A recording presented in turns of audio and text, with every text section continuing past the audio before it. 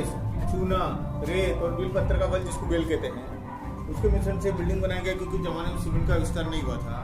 और आप जो फर्श देख रहे हैं इसको 2004 में कंक्रीट किया गया है। उसके पहले कच्चा था क्योंकि घोड़ों का अस्तबल था तो इसको कच्चा ही रखा जाता है। जो सीमेंट होता है वो 100 साल बाद मिट्टी बन के गिरना चालू जाता है और जो मटेरियल मैंने आप लोग को बताया वो 100 साल बाद स्टोन होता है, स्टोन बन जाता है। रिजल्ट आप लोग के सामने है। 10वीं शताब्दी का बना हुआ बिल्डिंग है और अभी 21वीं चल रही है, यानी 1100 साल रनिंग चल रही है। आप लोगों ने शायद गाना सुना होगा, तू है तो मुझे फिर और क्या चाहिए। ना किसी की मदद ना किसी की दुआ चाहिए, वो गाना ही फिल्माई गया है। सारा लिखना है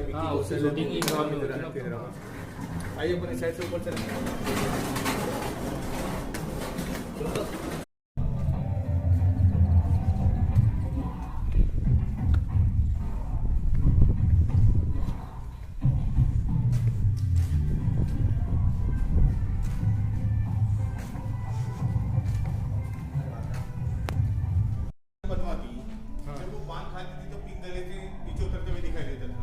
सेकंड नंबर पे रानी रुकमती मांडू और थर्ड नंबर पे Bajirao Mastani Poona. First second third timing के अनुसार 1305 में पद्मावती, 1556 में रुकमती और 1732 में बाजीराव मस्तानी। बाकी इनमें ज्यादा खूबसूरत को अपन नहीं कह सकते क्योंकि अपन ने देखा नहीं है। बट खूबसूरती के साथ साथ ये तीनों टैलेंटेड थी।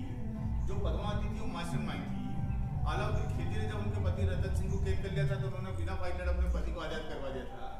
सेकंड रानी रुकमती एक बहुत टैलेंटेड गीतकार थी जो गीत गाती थी विदाउट रेनी सीजन में बारिश होने लग जाती थी। थर्ड बाजीराव मस्तानी पूना एक फाइटर के साथ साथ एक बहुत अच्छी डांसर थी, बट वो एमपी की थी बुंदेलखंड। तो इस बिल्डिंग का जो नीचे ग्राउंड फ्लोर था एल में घोड़ों का अस्तबल था और ये फर्स्ट फ्लोर यहाँ पे सोल्जर रहते थे क्योंकि आगे जो 10वीं शताब्दी के राजा थे राजा भोज, उनकी रेसिडेंसी यहाँ से 35 किलोमीटर दूर धार है। वहाँ पे थी भी उनका आर्मी कैपिटल है। आर्मी रखने का रीजन ये है कि पहले बाउंड्री पे है तो निमाड़ साइड से कोई दुश्मन अटैक ना करे, इसलिए सुरक्षा की दृष्टि से आपको कुछ सोल्जर रहते थे। और सोल्जर यहाँ रखने का रीजन ये नहीं कि उनके खाना पीना सोना रहना, ओनली ड्यूटी टाइम आते थे और ड्यूटी खत्म होने के बाद अपने घर जाते थे, आने की शिफ्ट चेंज होती थी।